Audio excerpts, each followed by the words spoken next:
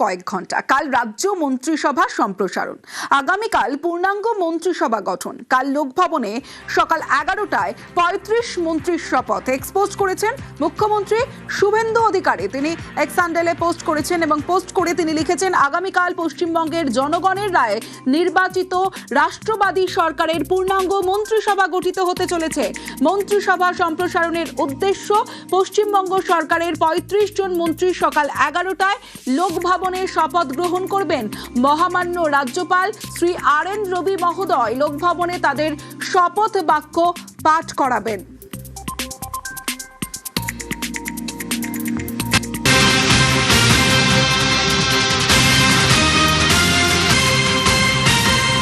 আগামীকাল রাজ্য মন্ত্রিসভা সম্প্রসারণ শপথ নেবেন 35 মন্ত্রী। তারা কারা? নিউজ 18 বাংলায় এক্সক্লুসিভ সেই তালিকা। কারা কারা সম্ভাব্য মন্ত্রিসভায়? সরাসরি চলে যাব নিউজরুম থেকে। রয়েছে আমার সঙ্গে আমার সহকর্মী কৌশিক রয়েছে, কৌশিকের কাছে জানবো। কৌশিক, কারা কারা পূর্ণাঙ্গ মন্ত্রী হতে পারেন? সম্ভাব্য মন্ত্রিসভায় কারা কারা থাকতে পারেন? দেখো, সম্ভাব্য পূর্ণমন্ত্রী কারা কারা হতে পারেন সেই একটা তালিকা নিউজ 18 বাংলার হাতে রয়েছে, একেবারে এক্সক্লুসিভ। সেই তালিকায় নাম রয়েছে ফালাকাটার বিধায়ক দীপক বর্মনের।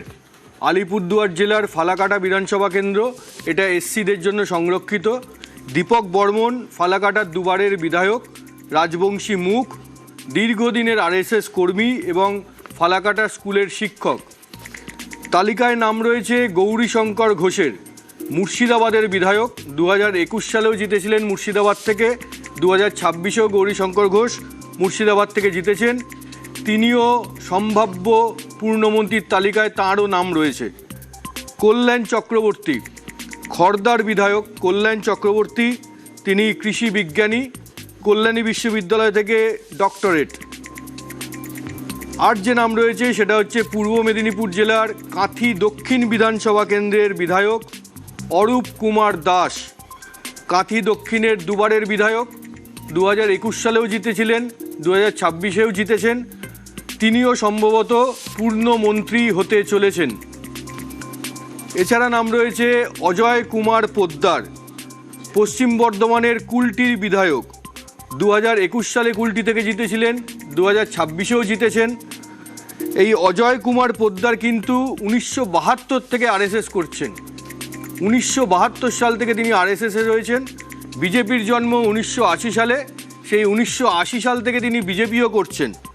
কুলটির দুবারের বিধায়ক, 21-এর পর 26-এও জিতেছেন।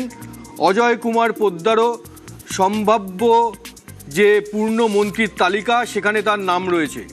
এছাড়াও রয়েছে আরও 8 বিধায়কের নাম।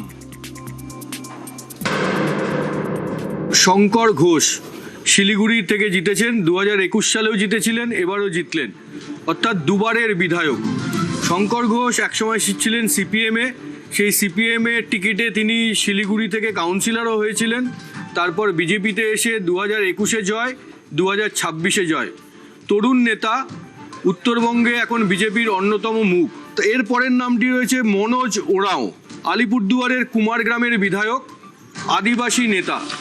এই শঙ্কর ঘোষ এবং মনোজ ওরাঁও, এই দুজনের নাম যে সম্ভাব্য পূর্ণমন্ত্রীর তালিকায় উঠে এসেছে, সেটা কিন্তু অত্যন্ত তাৎপর্যপূর্ণ। কারণ উত্তরবঙ্গে এবার কিন্তু গেরুয়া ঝড় বয়েছে, তৃণমূলকে একেবারে কুপোকাত করে দিয়েছে। উত্তরবঙ্গের 8টি জেলা, 8টি জেলায় 54টি বিধানসভা আসন। এই 54টি বিধানসভা আসনের মধ্যে এবার বিজেপি জিতেছে 40টিতে, তৃণমূল মাত্র 14টিতে। সেই উত্তরবঙ্গ সম্ভবত আরও 2জন পূর্ণমন্ত্রী পেতে চলেছে। সম্ভাব্য পূর্ণমন্ত্রীর তালিকায় এর পরের নাম হচ্ছে জগন্নাথ চট্টোপাধ্যায়। তিনি সিউড়ির বিধায়ক, এক সময়ের দুধে সাংবাদিক, বর্তমান আনন্দবাজারের মতো খবরের কাগজে কাজ করেছেন। অর্থাৎ প্রশাসনের বাইরে, ভেতরে এবং প্রশাসন এবং রাজনীতি কীরকমভাবে একসঙ্গে কাজ করে, হাতে হাত মিলিয়ে, সেইটা তিনি খুব ভালো মতো জানেন। পরের নাম শারদ্বত মুখোপাধ্যায়, বিধাননগর থেকে জিতেছেন, প্রথমবারের বিধায়ক, নামী অঙ্কোলজিস্ট, ক্যান্সার বিশেষজ্ঞ। বিজেপি ভোটে জেতার পর একাধিকবার তাকে বিভিন্ন সরকারি হাসপাতালে যেতে দেখা গিয়েছে। সেখানে গিয়ে তিনি বৈঠক করেছেন, বুঝেছেন সেখানে কীরকমভাবে কাজ হয়। তিনি কিন্তু এই সরকারি বেসরকারি হাসপাতাল দুই জায়গাতেই একসময় জড়িত ছিলেন। অর্থাৎ তিনি জানেন আমাদের রাজ্যে গোটা যে স্বাস্থ্য ব্যবস্থাটার ইকোসিস্টেমটা কীরমভাবে চলে সেটা তিনি জানেন, এবং তিনি এটাও জানেন এ রাজ্যের স্বাস্থ্যে কোথায় কোথায় ক্যান্সারটা রয়েছে। সম্ভাব্য পূর্ণমন্ত্রীর পরের নাম স্বপন দাশগুপ্ত, রাসবিহারী থেকে জিতেছেন। দেখো, দিল্লি বিশ্ববিদ্যালয়ের যে এলিট ক্যাম্পাস নর্থ ক্যাম্পাস, সেই নর্থ ক্যাম্পাসে যেসব মণিমাণিক্যরা ঘুরে বেড়ান তারা অনেকেই পড়াশোনা করেন সেন্ট স্টিফেন্সে। এই স্বপন দাশগুপ্ত সেন্ট স্টিফেন্সের ছাত্র ছিলেন। তারপর তিনি বিদেশে গিয়ে পড়াশোনা করেছেন, লন্ডনে গিয়ে ডক্টরেট করেছেন, তারপর রাজ্যসভার দুবারের সাংসদ হয়েছেন। একাধিক সংবাদ মাধ্যম, একেবারে প্রথম সারির সংবাদ মাধ্যমে তিনি কাজ করেছেন। Indian express, Times of India, Statesman, India today, এইসব জায়গায় কাজ করার তার অভিজ্ঞতা রয়েছে। দক্ষ সাংবাদিক হিসাবে যথেষ্ট সুনাম অর্জন করেছেন এবং 2015 সালে তিনি পদ্মভূষণ পান। স্বপন দাশগুপ্তর পড়াশোনার দেখলেই এই পড়াশোনার এই বহর যেটা রয়েছে সেটা দেখে অনেকেই মনে করছেন তার হাতেই হয়তো যেতে পারে এবারে শিক্ষামন্ত্রীর দায়িত্ব, শিক্ষা দপ্তরের দায়িত্ব। এর পরের নামটা ভীষণ ইন্টারেস্টিং, সেটা হচ্ছে দুধ কুমার মণ্ডল। বীরভূমের ময়ূরেশ্বর থেকে তিনি জিতেছেন। এই দুধ কুমার মণ্ডল এমন সময় বিজেপি করতেন যেই সময় পশ্চিমবঙ্গে অনেকে হয়তো বিজেপির নামটাই ভালোভাবে শোনেননি। বিজেপি খায় না মাথায় দেয় এটাই হয়তো জানতেন না। 1988 সালে দুধ কুমার মণ্ডল সেই সময় বিজেপির টিকিটে পঞ্চায়েতের সদস্য হয়েছিলেন। অত্যন্ত দক্ষ সংগঠক, দীর্ঘদিন ধরে বিজেপি করে আসছেন। একসময় 2011-য় তৃণমূল ক্ষমতায় আসার পর বীরভূমে দেখা গেছে অনুব্রত মণ্ডলের দাপট। বীরভূমে তখন তৃণমূলের জেলা সভাপতি তিনি, তার দাপটে তখন বাঘে গরুতে এক ঘাটে প্রায় জল খায়। সেই সময় অনুব্রত মণ্ডলের সামনে দাঁড়িয়ে বিজেপির হয়ে পাল্টা হুঙ্কার দেওয়ার একমাত্র নেতা ছিলেন দুধ কুমার মণ্ডল। সেই দুধ কুমার মণ্ডল সম্ভবত শুভেন্দু অধিকারীর মন্ত্রিসভায় জায়গা করে নিতে পারেন পূর্ণমন্ত্রী হিসাবে। পরের নাম তাপস রায়, মানিকতলার বিধায়ক, মানিকতলা থেকে জিতেছেন।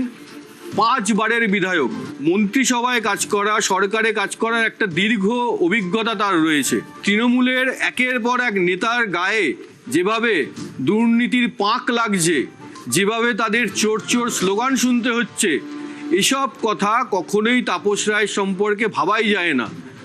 তার সাদা জামা বা সাদা পাঞ্জাবিতে আজ পর্যন্ত কেউ কোনোদিন দাগ লাগাতে পারেনি বা এর কথা ভাবতেও পারেনি। এতটাই স্বচ্ছ ভাবমূর্তির নেতা তাপস রায়, তিনিও সম্ভাব্য পূর্ণমন্ত্রীর তালিকায় রয়েছেন। 7 জনের নাম বললাম। 8ম নাম অর্জুন সিং, নোয়াপাড়ার বিধায়ক। অর্জুন সিং কখনো তৃণমূলে গেছেন, কখনো বিজেপিতে গেছেন, কিন্তু একথা সবাই মানবেন অর্জুন সিং এমন একজন নেতা যিনি ব্যারাকপুরের শিল্পাঞ্চলে আজও তার দাপট একই রকম। এত বছর ধরে তিনি রাজনীতি করছেন কিন্তু সেই দাপট তার কমেনি। অর্থাৎ ব্যারাকপুর শিল্পাঞ্চল এবং উত্তর 24 পরগনার একটা বিস্তীর্ণ এলাকায় যদি দাপট ধরে রাখতে হয়, যদি সেখানে নিয়ন্ত্রণে রাখতে হয়, তাহলে প্রথমেই যেই নামটা উঠে আসে তার নাম অর্জুন সিং। সেই অর্জুন সিংও সম্ভবত এবার পূর্ণমন্ত্রীর দায়িত্ব পেতে চলেছেন।